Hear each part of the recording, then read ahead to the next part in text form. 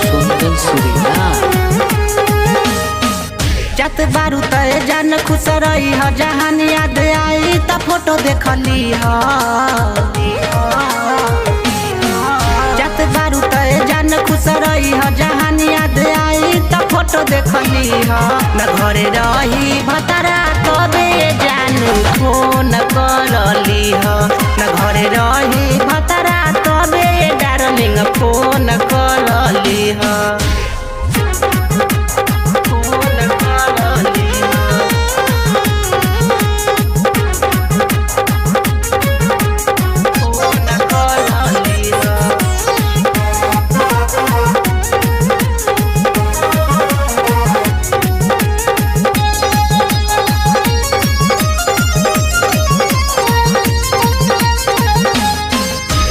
जहिया से गईलू तू ससुराए रानी तबे से लागे न मन हो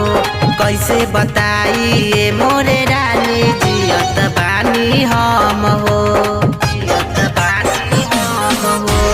जहिया से गईलू तू ससुराए रानी तबे से लागे न मन हो कैसे बताई ये मोरे रानी जियत बानी हम हो काहे खैलू तू कसम देलू दिल पे जखम याद आई त फोटो देखली ह काहे खैलू तू कसम देलू दिल पे जखम याद आई त फोटो देखली ह न घरे रही भतरा तबे जानू फोन करली ह न घरे रही भतरा तबे डार्लिंग फोन करली ह फोन करली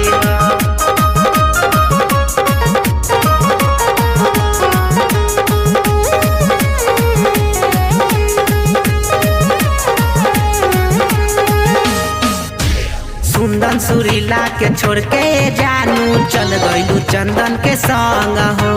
जी नहीं पाइब रानी तोहरा बिना हम घुट घुट के मर जाइब हम हो घुट घुट के मर जाइब हम हो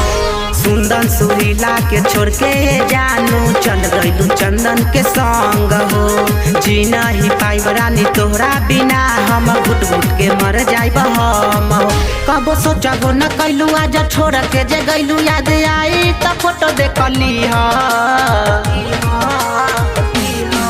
कबो सोचबो न कैलू आज छोड़ के जे गईलू याद आई त फोटो देखली ह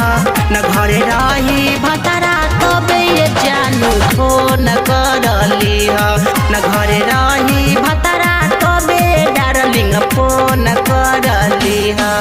जत बारू तय जान खुश रही ह जहान याद आई त फोटो देखली ह न घरे रही भतरा तबे जानू फोन करली ह न घरे रही भतरा तबे डार्लिंग फोन करली ह आदित्य रिकॉर्डिंग स्टूडियो।